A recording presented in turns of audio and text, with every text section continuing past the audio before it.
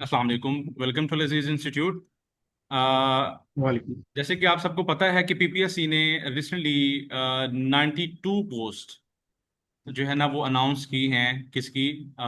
Water management officer की। और ये बहुत देर बाद पहले ये आई थी, लेकिन उसके बाद ये नहीं हुए टेस्ट इसके। अब दोबारा जो है ना वो बड़ी तादाद में जो है ना वो ये पोस्ट आई हैं। तो इसके लिए हमने एक स्पेशल फ्री सेमिनार अरेंज किया है। उसकी उसकी रीजंस अगर मैं बताना चाहूँ ब्रीफली, मैं ज़्यादा आपका टाइम नहीं लूंगा।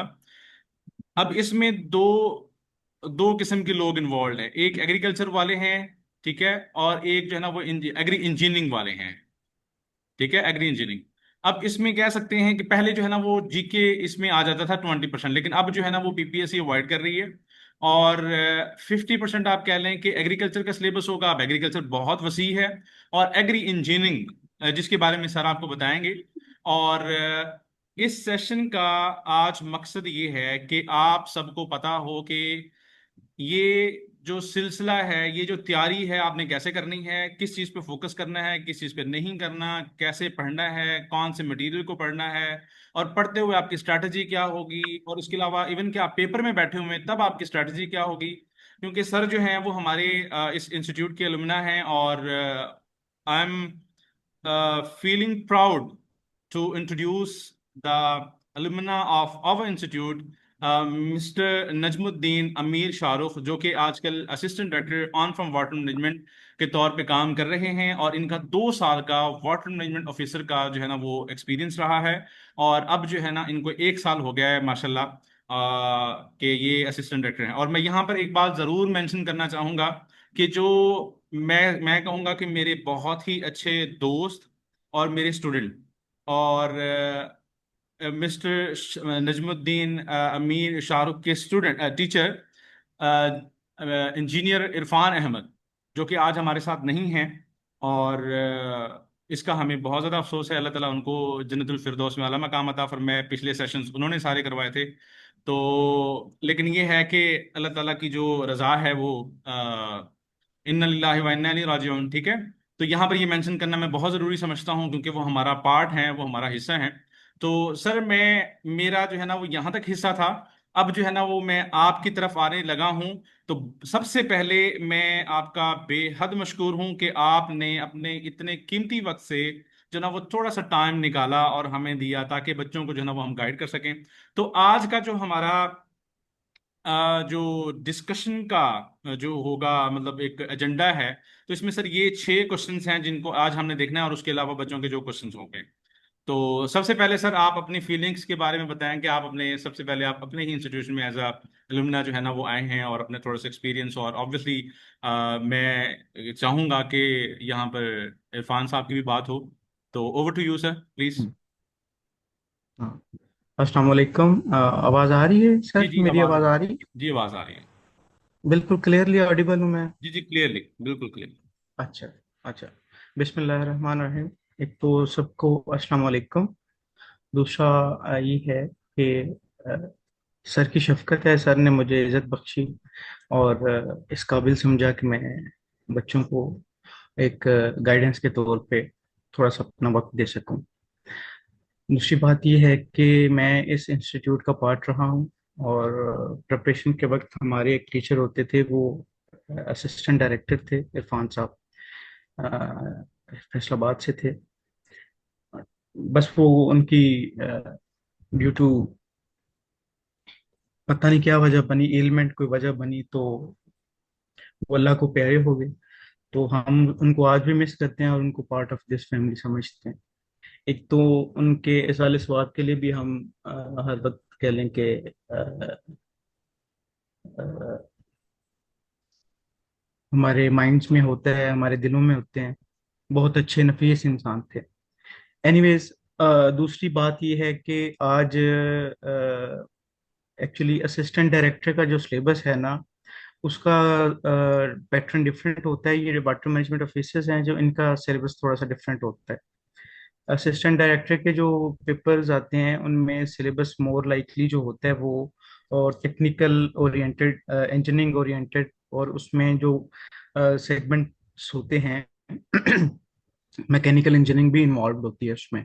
उसमें यानी अगर आप क्वार्टर वाइज सिलेबस को फोकस करें तो 25-25 और 25-25 के चार पोर्शंस बने होते हैं, यानी 25% मैकेनिकल आएगी, 25% एग्री इंजीनियरिंग आएगी, 25% एग्रोनॉमी आएगी, एग्रीकल्चर एग्री साइंसेस, और 25% ही आपका जीके और इंग्लिश आता है।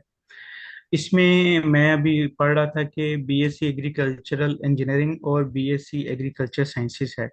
मेरा बैकग्राउंड इंजीनियरिंग का है, और मुझे लगता है कि इस सेशन में एग्री साइंसेस के बैकग्राउंड के स्टूडेंट्स भी जरूर होंगे। तो जी सर, दोनों की उसके लिए अपनी अपनी। मैं यहाँ पर ऐड करता चलूँ सर, सॉरी मैं आपकी बात काट रहा हूँ। यहाँ पर हमने जो जी एग्रीकल्चर के लिए है, वो स्पेशली हमने एक कोशिश की है कि एक लेक्चरर होंगे इंशाल्लाह हमारे साथ, और वो बहुत ही काबिल, वो पहले एग्रीकल्चर ऑफिसर भी रह चुके हैं, और उनका बहुत ही अच्छी कमांड है एग्रीकल्चर पे, और साथ साथ वो साइंटिफिक ऑफिसर भी रह चुके हैं। तो ये मैं बताना यहाँ पर जरूरी समझूंगा। जी सर प्लीज। जी, थैंक यू। उसमें ऐसा है कि हर बंदे की अपनी वीकनेसेस हैं और स्ट्रेंथ्स हैं, ठीक है। और जो बिल्कुल इसमें फ्रेश ग्रेजुएट्स हैं, चूंकि वाटर मैनेजमेंट ऑफिसर के लिए इन्होंने मेरा ख्याल एक्सपीरियंस रिक्वायर्ड नहीं किया, तो बहुत से लोग इसमें फ्रेश ग्रेजुएट्स भी होंगे। उनके लिए सबसे पहले तो मैं ये मैसेज देना चाहूँगा कि ये जो इब्हाम होता है हमारे जहनों में जब हम ग्रेजुएट बन के निकलते हैं कि शायद हमें को नासा से इनविटेशन लेटर आ जाएगा, या हम बड़े कॉम्पिटेंट हैं, और एक्चुअली हम होते भी हैं कॉम्पिटेंट अल्हम्दुलिल्लाह, लेकिन यह है कि आगे कंपटीशन और आगे एक पूल बन जाता है। और पंजाब का, अब पीपीएससी तो पंजाब को डील करता है, अगर आप फेडरल में अप्लाई करते हैं तो वो वफाक के लेवल पे, लेकिन आगे जो पूल होता है कंपटीशन उधर डेवलप हो जाता है। तो आपको उधर compete करके ही इमर्ज होना पड़ता है, ठीक है। एक तो ये चीज निकाल दें कि हम हल्के फुल्के होके मीठे मीठे मेहनत करके और अपीयर हो जाएंगे तो हम एग्जाम को एस कर जाएंगे। ऐसा नहीं है, ऐसा बिल्कुल नहीं है। रियलिटी जो है वो बहुत एक हार्श है, और आपको अपने जोरे बाजू पे इत्मीनान करना पड़ेगा, और मेहनत को इंश्योर करना पड़ेगा। उसमें सबसे पहले मैं आप सबसे ये रिक्वेस्ट करूंगा कि अल्लाह पाक से ये दुआ किया करें कि अल्लाह पाक मुझे मेहनत की तौफीक अता फरमा, ठीक।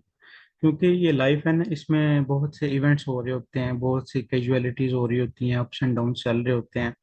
तो अल्लाह पाक से सबसे पहले दुआ करें, या अल्लाह पाक, ये एक अपॉर्चुनिटी, एक गोल्डन अपॉर्चुनिटी आई है मेरी लाइफ में, तो मुझे मेहनत की तौफीक अता फरमा।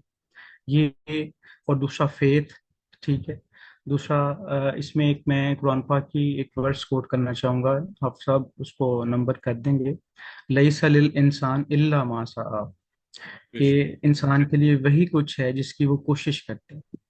और कोशिश जो है ना, उसमें हम पढ़ा करते थे, कभी मैं वर्ल्ड टाइम्स मैगजीन्स पढ़ता था, तो उसमें एक बड़ी प्यारी एक लाइन थी, वो उस पे पूरा ऐसे लिखा होता कि hard work beats talent when talent does not work hard, ठीक है। तो सबसे पहले आपने दो चीजें करनी है स्टूडेंट्स ने ना। एक तो सिलेबस को डिफाइन कर लेना है। सक्सेस का सबसे बड़ा राज ये है कि आपने सिलेबस को इस तरह से शेप में ले आना है, बेशक रेक्टेंगल में ले आए, जैसे भी एक शेप में ले आए, उसको डिफाइन कर लें। ये अनडिफाइंड सिलेबस कोई भी चीज नहीं होती। अनऑर्गेनाइज्ड सिलेबस एक हेडेक होती है, लेकिन सिलेबस कोई भी कमीशन है ना, वो आपको पहले देता है, हाँ वो कंपटीशन के एग्जाम्स हैं जो भी हैं। तो उसको डिफाइन करना आपका एक काम है। सबसे पहले आपका ये टास्क होना चाहिए कि उसकी डायरेक्शन, डायरेक्शन लेके हर पेपर को क्रैक करने का ना अलग ही कुलिया होता है, ठीक है। तो पहले चेक करें कि भाई ये पेपर है, इसके पास पेपर्स का ये ट्रेंड है, इसको क्रैक अब मैंने कैसे करना है, ठीक है। अब एक रोड मैप बना लें, और उस पे जो है ना वो आप बस शुरू हो जाए। और नेक्स्ट एक बात मैं सबसे इम्पोर्टेंट यहाँ पे करूंगा कि डिसिप्लिन बहुत इंपॉर्टेंट है। जब तक आप डेली इसमें वो डिसिप्लिन के साथ अपनी स्लीप को पूरा नहीं करेंगे, बाकी एक्टिविटीज को पूरा नहीं करेंगे, तो आप इसमें एक्टिवली और एफिशिएंटली परफॉर्म नहीं कर सकेंगे, ठीक। इसमें सर मेरा जो था पैटर्न, मैं अगर वो शेयर करना चाहूँ तो मैं उस तरह से detailed syllabus and test structure. Syllabus sir इसमें ये जो है ये 50% एग्री इंजीनियरिंग में से आएगा और 50% एग्री साइंसेज में से आएगा, ऐसे है ना? या 20% आएंगे इसमें से जनरल नॉलेज में से? जीके जो है ना वो मेरे ख्याल में इन्होंने खत्म कर दिया। उसका कोई नोटिफिकेशन हुआ है? या एग्जाम्स जो नोटिफिकेशन आ नहीं, रहे हैं अब जीके जो है ना खत्म वो हुए? ऐसे ही आ रहे हैं सारे के सारे, जो भी मतलब पोस्ट आ रही है ना उसमें कोई भी कहीं भी जो है ना वो सारे के सारे प्रोफेशनली दे रहे हैं। एग्रीकल्चर ऑफिसर का आया था, वो भी उसमें ऐसा ही मतलब हुआ है। अच्छा, उसमें जनरल नॉलेज के 20 क्वेश्चंस या 20 मार्क्स का कोई एक एमसीक्यू भी नहीं आया? नहीं, उसमें नहीं आया, अब नहीं आया। अब मजीद हो सकता है कि अगर कुछ अच्छा, अब चेंजेस नहीं। हुई तो हो सकता है कि ये मतलब नोटिफाई कर दें। लेकिन अब जो है ना इनका जो कोशिश कर रहे हैं, ट्रेंड चल रहा है वो ये है कि आप जो है ना वो अपने सिलेबस के इर्द गिर्द जो है ना वो रहते हैं। अच्छा सर, मैं उसमें दोनों बातें कर देता हूँ। अगर तो जीके रहता है तो ये कुछ लोगों के लिए तो बड़ा एक स्ट्रांग पॉइंट है, जैसे मेरे लिए ये एक क्वेश्चन बना था। और मेरे मार्क्स जो रिटर्न में एक्सेल इसी वजह से मैं चीफली किए थे। ये तो अगर ऑब्वियसली तो रहता बहुत है बड़ा फैक्टर है। तो बहुत अच्छा है, नहीं भी रहता तो भी अच्छा है। जो हम्म। लोग टेक्निकली साउंड हैं या अपने सिलेबस को ज्यादा प्रायोरिटी देते हैं उनके लिए तो फिर ज्यादा अच्छा होगा।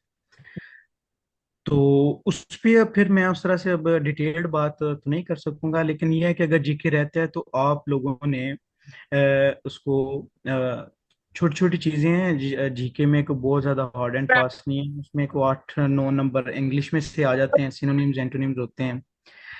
जीआरई की आप वोकेबलरी लिस्ट उसको देख के कर लें। और prepositions होती हैं। और पास्ट, ये पास्ट कह रहा हूँ, ये जो डायरेक्ट इनडायरेक्ट होते हैं ये बेसिक से होते हैं, जो मेरा ख्याल है 8वीं 10वीं क्लास में होते हैं। एक्टिव पैसिव होते हैं। दूसरा ये ज्योग्राफी वगैरह अगर तो आता है, तो जैसे आप कमेंट्स में भी बता रहे हैं स्टूडेंट्स के, बिल्कुल वो नहीं है। तो अब हम डिग्री के रिलेटेड ही बात करेंगे। उसमें सर ऐसा है कि मेरा जो पैटर्न था ना, मैंने सिलेबस को डिफाइन जब किया तो मैंने रिंग वाले जो है ना रजिस्टर अच्छी क्वालिटी के वो परचेज किए। मतलब मैं पहले भी competitive एग्जाम्स की भी तैयारियों में रहा हूँ और मेरी प्रैक्टिस थी कि इसको कैसे क्रैक करना है ना। आवाज आ रही है सर मेरी?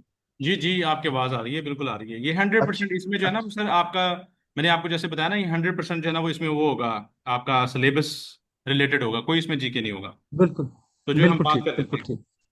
बिल्कुल ठीक। अच्छा, अब 50-50 है तो जो एग्री इंजीनियर्स हैं उन्होंने डाइव डीप करने हैं। अपना तो करना ही करना है एग्री इंजीनियरिंग में, अपने डीएमसी देख लें, उसमें सिलेबस वाइज 1 बाय 1 करके चलते जाएं। और दूसरा एग्री साइंसेज की भी आप वो ले लेना कि भाई इनके 4 साल में क्या कोर्सेज रहे हैं। वैसे तो आप जो बेसिक एग्रीकल्चर की बुक है उसको अच्छे से कर लें फॉर एग्री इंजीनियर्स, तो बहुत अच्छा है। और फॉर जो नॉन इंजीनियर्स हैं वो हमारी एक फाइल सर्कुलेट कर रही होती है 1500 एमसीक्यूज की, वो टेक्निकल एमसीक्यूज हैं। अगर उनको आप 1500 एमसीक्यूज ना समझें और 1 बाय 1 हर किसी का डिसेक्शन करें और प्रॉपर उसको डाइजेस्ट करें, तो वो भी एक इंस्ट्रूमेंटल हो सकता है, उसको आप इग्नोर नहीं कर सकते। 1500 एमसीक्यूज वाली जो फाइल है ना इंजीनियरिंग वाली, उसको इग्नोर नहीं करना, ना इंजीनियर्स ने और ना ही एग्री साइंसेज वालों ने। तो उसमें मेरा ये सर तरीकाकार था कि मैं सिलेबस के ना आगे बाइफरकेशन कर लेता था। जैसे हमारा ये है 50-50 में, जैसे अब फॉर इंस्टेंस हम कर सकते हैं, हम इरिगेशन एंड ड्रेनेज एक सेक्शन बना सकते हैं, फार्म मशीनरी एंड पावर एक सेक्शन बना सकते हैं, सर्वेइंग एंड लेवलिंग एक सेक्शन बना सकते हैं। ठीक है। स्ट्रक्चरल इंजीनियरिंग एक सेक्शन, मतलब इस तरह के चार एक सेक्शन हम बना लेते हैं और चार ही हम उसमें। ये अरीबा आपका क्वेश्चन एक आया है, ये आपको सर प्रोवाइड कर देंगे, या जो भी ग्रुप आपका बनेगा आपको ये कोई इतना मुश्किल नहीं है, ये मिल जाएंगे एमसीक्यूज की फाइल। तो इसमें ये है कि सेक्शंस बना लें, एग्री साइंसेज वाले भी और एग्री इंजीनियर्स भी, दो दो या चार चार जैसे कोई कंफर्टेबल है।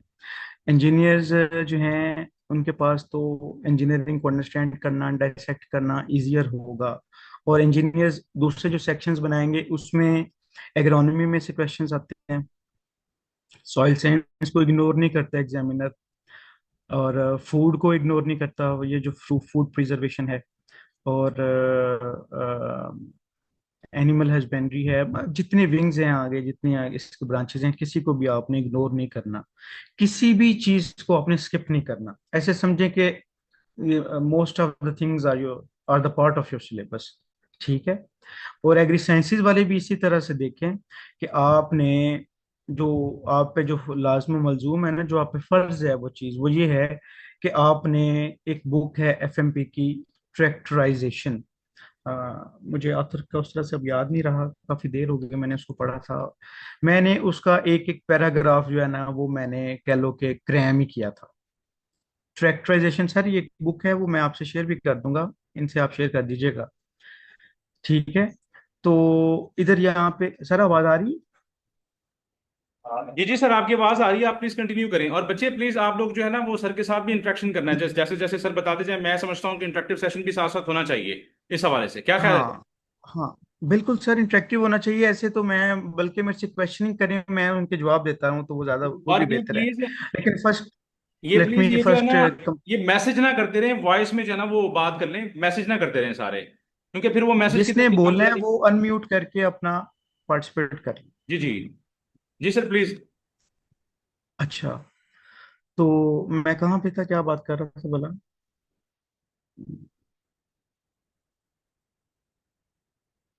अच्छा,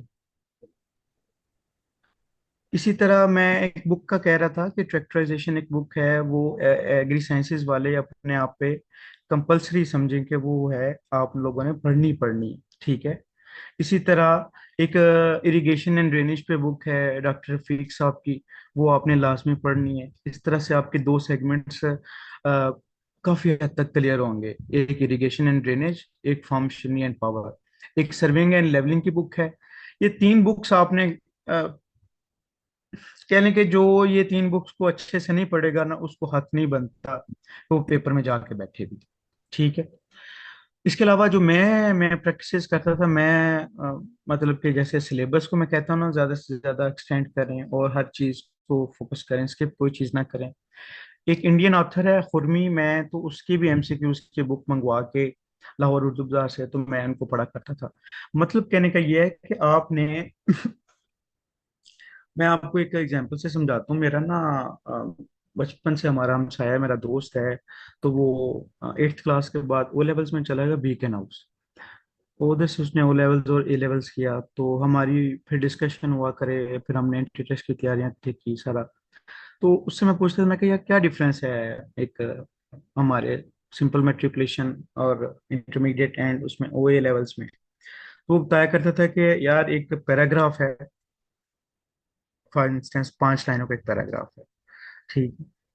हमें ओ ए लेवल्स में उसको 5 सफ़ों पे लेके जाके अंडरस्टैंड कराया जाता है, मतलब इतना उसमें उसकी गहराई में जाके हमारी कंसेप्चुअल क्लैरिटी कराई जाती है। लेकिन जो हमारा मेट्रिकुलेशन है या इंटरमीडिएट है, उसमें हमें वो पैराग्राफ को रट्टा लगवाया जाता है। और ये रियलिटी है हमारे सिस्टम की। और इसी वजह से वो एक्सेल भी ज़्यादा, अल्हम्दुलिल्लाह, वो फिर उसमें माइक्रोसॉफ्ट में भी चला गया, काफ़ी अच्छा वो। क्योंकि समझ आ गई ना उसको पहले, कि मैंने पहले चीज़ों को समझना है। क्रैम क्रैम पता है क्या है? क्रैमिंग भी जरूरी है। ठीक है। क्रैमिंग आप तब करें जब वंस आपको ये ग्रिप हो जाए कि यार ये जो कंसेप्ट है ना, इसका मतलब ये है, फिर आप उसको क्रैम करें। क्रैम नहीं करेंगे तो वो आपको भूल जाएगा। इतने तो हम वो एक्सपर्ट नहीं होते कि हर चीज को वो कर सकें, क्योंकि बीच में फिगर्स होती हैं, फैक्ट्स होती हैं, तो हमें we need to cram sometimes, बल्कि most of the times we need to cram things. ठीक है। अच्छा, उसमें ये है कि दूसरा, मैंने रजिस्टर लिए हुए थे रिंग वाले, अच्छी क्वालिटी के ना, बहुत अच्छी क्वालिटी के रजिस्टर लिए हुए थे। और हर जो बाइफरकेशन करने के बाद जो मैंने सेगमेंट्स बनाए थे, हर सेगमेंट का अलग से मैं रजिस्टर बना लिया था। और हर रजिस्टर पे फिर मैंने कलरफुल मार्कर्स रखे होते थे। मैं सबसे यही कहूँगा कि ये टेक्निक अडॉप्ट करें। और ये जो चैट जीपीटी और गूगल जेमिनाई है, क्लाउड है, ये सारी चीजें आपको बहुत अच्छे से हेल्प कर सकती हैं, लेकिन आपने इन पे रिलाई कम्प्लीटली नहीं करना कि मैं इस तरह से कमांड दी। वो अब तो, पहले तो चैट जीपीटी छोटा सा रिस्पॉन्स देता था, आजकल मैं देख रहा हूँ कि वो 12-12 सफ़ों का रिस्पॉन्स देता है। तो यू विल बी कंफ्यूज्ड तो आपने मैस अराउंड नहीं करना, एंड फोकस उसको मेंटेन करना है। फोकस मेंटेन करने के लिए आपको हर चीज अपने हाथ से गुजारनी है, ठीक है। I would say, my suggestion is that कि आपने हर कॉन्सेप्ट को, हर चीज को प्रॉपर अपने हाथ से गुजारना है। रजिस्टर्स लें, डिफरेंट कलर्स लें, और उस पे आप जो फॉर एग्जांपल 1500 MCQs हैं, उसमें को पहला MCQs है एक ग्राउंड वाटर हाइड्रोलॉजी, मुझे अब याद उसका से नहीं है, कि study of water under the surface of earth is called ground water. उसमें उसमें चार पांच चीजें और भी हैं उसमें, मतलब आप आगे लिख सकते हैं कि यार मैं पहले ये तो डिफाइन करूं कि ग्राउंड वाटर हाइड्रोलॉजी क्या है। पहले हाइड्रोलॉजी का लफ्ज ले लें, उसको डिफाइन करें, फिर ग्राउंड वाटर हाइड्रोलॉजी को ले लें, उसको डिफाइन करें। इस तरह एक लाइन लिख के तो उसके तीन चार इस तरह से एरोज बना के उसके छोटे छोटे कॉन्सेप्ट्स आप डालें, और एक क्लाउड की फॉर्म में आप पेजेस पे लिखें, और उनको डिफरेंट कलर्स दे दें, ताकि आपकी जो विजुअल इंटेलिजेंस है वो इम्प्रूव रहे। आप 2 हफ्ते बाद भी उसको ऐसे देखें तो आपको एक विजुअल एक आए, और आपको सारा रिकॉल हो जाए। तो ये चीजें आपको करनी पड़नी है, ठीक है। आप न्यू नोटबुक्स लेके न्यू हाइलाइटर्स लें, ये चीजें आप इस तरह से करें जैसे वो डॉक्टर्स करते हैं ना। तो ये तो तैयारी का एक पैटर्न मैंने बताया कि आपने तैयारी करनी कैसे है। आपको कोई वर्ड इस तरह का आ गया जो आपको समझ नहीं आ रहा, आपने Google will give you better explanation. मतलब मोबाइल आपने खोला और वो वर्ड का मतलब देखा, एंड मूव ऑन, ठीक है। ये नहीं है कि मोबाइल खोला और साथ ही वो इंस्टाग्राम पे किसी का नोटिफिकेशन आ गया और फिर स्क्रोलिंग, ऐसे नहीं करना। उसका भी मैं आपको ना एक टेक्निक बताता हूँ, एक पोमोडोरो टेक्निक है। उसमें आपको 40 मिनट बिल्कुल फोकस होकर पढ़ना होता है, और फिर 10 एक मिनट आप रिलैक्स कर सकते हैं, जो कि करना भी है, जरूरी है। मैं उस दौर में ना, एक सीजन था वाइकिंग्स, तो वो देखा करता था उसका, बड़ा इंटरेस्टिंग था। और मेरे लिए, आप लोगों के लिए कुछ भी इंटरेस्टिंग हो सकता है, आप वो फाइंड करें। तो आप स्क्रोलिंग भी कर सकते हैं, लेकिन 40 मिनट आप बिल्कुल फोकस स्टडी करें ना, उसके बाद आपको मजा भी आएगा और आप चीजें ये इसमें अच्छे ना, से। सर इसमें एक चीज जो है ना वो एज अ मतलब कह लें कि एग्रेरियन, मैं ये समझता हूँ कि क्योंकि ये सारे कोर्सेज तो हमने भी पढ़े हुए हैं, मेरा कहने का मकसद यहाँ पर ये बताने डिस्कस करने का मकसद ये है कि जो इसके मेजर पार्ट है ना, फॉर एग्जाम्पल मैं जो हमेशा कहता होता हूँ कि जो एग्रीकल्चर वाला है उसके लिए इंजीनियरिंग मुश्किल है, जो इंजीनियरिंग वाला है उसके लिए एग्रीकल्चर मुश्किल है। और लास्ट टाइम आपने देखा कि जब हम असिस्टेंट डायरेक्टर का जो है वो सेशन कर रहे थे, तो उसमें भी आपने नोटिस की ये बात। तो मैं कहना ये जी चाह जी। रहा हूँ कि अगर बच्चे जो है ना वो सिर्फ रट्टे रुट्टे लगाते रहेंगे, तो रट्टे का ज्यादा से ज्यादा 30 to 40% तो आ सकता है, लेकिन इससे ज्यादा नहीं आ सकता। तो इसलिए मेरा जो मतलब तरीका कार कह लें या समझ कह लें, उसके अकॉर्डिंग ये है कि जैसे वो इरफान साहब नहीं बताते थे, याद है आपको कि वो उन्होंने 10 चैप्टर उन्होंने आइडेंटिफाई किए थे, हालांकि वो कितने लेंथी थे, 10 चैप्टर कितने लेंथी थे, आपने नोटिस किया होगा, याद है आपको? अ, जी जी। तो सर ने एक एक चीज पढ़ाई। तो इससे ये होता है कि जब एक बंदा डिटेल में चीज पढ़ रहा होता है, उसे वो चीजें समझ आती है, तब वो कर सकता है। इस बारे में आपके क्या तो ख्याल बिल्कुल है? बिल्कुल, मेरा ख्याल इसमें बिल्कुल ये है कि एग्री साइंसेज वाले इंजीनियर्स नहीं हैं। तो वो अगर 4 स्ट्रोक इंजन पढ़ने बैठ जाएंगे तो उनको फर्स्ट गो में ये समझ आ जाएगी। आई डोंट थिंक ऐसा होगा, इतना इजी नहीं है, ठीक है। बिल्कुल ऐसे ही है। और आप, you need to understand, you need to, मैंने जैसे कहा कि पहले किसी भी कॉन्सेप्ट को आपको अंडरस्टैंड करना है, वो बेशक आप फेलो क्लिक से ले लें, या ये जो प्लेटफॉर्म है ये आप अवेल कर सकते हैं। Any pattern you can adopt, तो वो अच्छा है। पहले आप उसको अगर ब्लाइंड क्रैमिंग करेंगे तो it will be of no use, क्योंकि आपको क्वेश्चन एज इट इज नहीं आ रहे होते वहां पे। अगर आपके कंसेप्चुअल क्लैरिटी होगी, only then you will be able to understand that question in the ये हम चाह रहे examination थे, hall and ये मैं ऑन एयर कहना चाहूंगा, इसलिए हम चाह रहे थे कि आप हमारे साथ हो, लेकिन आपने पहले ही हमारा साथ छोड़ दिया। आई आई बिलीव कि you have a very solid reason for that, आपकी हेल्थ का so I can yes sir, understand. लेकिन हाँ मैं ये yes चाह sir। रहा था कि आप जो है ना वो बच्चों का साथ दें सेशन में, और इनको जो है ना वो कुछ नहीं, गाइड मैं करें। बड़ा और ये भी खुशी आपका से बहुत महसूस शुक्रिया कि करता हूँ। आप आए, टाइम निकाला आपने, लेकिन हाँ जी जी, सर मोस्ट वेलकम। मैं इंशाल्लाह नेक्स्ट भी बच्चों को फील हुआ तो मैं जरूर सेशन इस तरह से कर लूंगा ऐड, कोई ऐसी मसला जी नहीं। जी। अच्छा सर, उसके अलावा ना मैं एक तो और चीज भी उसमें सर बताता ये, हूँ। वो जो लास्ट टाइम था ना हमारा असिस्टेंट डायरेक्टर का सेशन, उसमें एक्चुअली ये था कि एमसीक्यूज के लिए ना कोई ऐसा हमारे पास सेटअप मौजूद नहीं था कि मतलब जिसमें प्रैक्टिस की जा सके। लेकिन अब अल्हम्दुलिल्लाह हमने जो ना वो जी एक जी ऐप सर। ऐसी बनवा ली है कि उसमें जो सिस्टम है हमारा एमसीक्यूज का, तो वहां पर जैसे वो पीपीएससी में नहीं बंदा बैठा होता, वहां पर जाके अपना चेक करता है कि हाँ भाई मेरे जो है ना वो कितने नंबर आएंगे, नेगेटिव मार्किंग की बात एक्चुअल मतलब आपके पास टाइम है, आप कर रहे हैं वहां पर और हर ईच एंड एवरीथिंग आप देख रहे हैं। और एंड पे जब आपके नंबर आते हैं तो तो बड़ा आपको अच्छा है। अपने पता चलते हैं कि अच्छा मैं पीपीएससी में, आपको लगता है जैसे मैं पीपीएससी में बैठा हूँ। और एट द एंड आपको जो है वो ये तो क्वेश्चन के बहुत, आंसर सारे के सारे आते हैं। तो हम कोशिश करेंगे कि ये जो ये पता है क्या। आपने 1500 एमसीक्यूज बताया और उसके बाद जो गीक वाले एमसीक्यूज हैं, जो भी अवेलेबल डाटा है हमारे पास, जो इरफान साहब भी हाँ पढ़ाते होते थे, हाँ हाँ। तो उसको जो है ना वो हम ट्रांसलेट करें इनटू दैट क्विज फॉर्म। और यस कंसेप्चुअल क्लैरिटी के लिए यस। सर मैंने आपसे रिक्वेस्ट की थी कि कोई हमें जो है ना वो वाटर मैनेजमेंट ऑफिसर जो है ना वो आपने ऑब्वियसली इंशाल्लाह करके देना है हमें, तो जो बच्चों को गाइड करेंगे इंशाल्लाह। और बाकी एग्रीकल्चर के हवाले से मैं मैनेज कर लूंगा। बिल्कुल ठीक है। इसमें जैसे सर आपने बात की ना कि मैंने एक एप्लीकेशन तैयार की हुई है और उसमें नेगेटिव मार्किंग भी हो रही होती है और वो एंड पे इवेल्युएशन आ जाती है। हमने तो पता नहीं कितने टेस्ट दिए थे ये सारी चीजें अंडरस्टैंड करने के लिए कि भाई इतने गलत लगाए तो ये नतीजा आता है। एनीवेज, ये नेगेटिव मार्किंग को सब बिल्कुल स्टूडेंट्स ने सही। इग्नोर नहीं करना, ये इसका पार्ट एंड पार्सल है इस प्रोसेस का। सिर्फ ठीक जीरो है। पॉइंट टू फाइव से एग्जाम लोग में रह कैसे, जाते हैं, अगर ये नहीं करेंगे तो सर फिर मैं नहीं है। इससे, हाँ जी, मैं 2 मार्क्स से रह गया था। उससे पहले जिस साल में इरफान साहब हुए थे ना, जी जी। उस साल में मेरे 38 मार्क्स थे, जबकि 40 वाला जो है वो एलोकेट हो गया था। ओहो।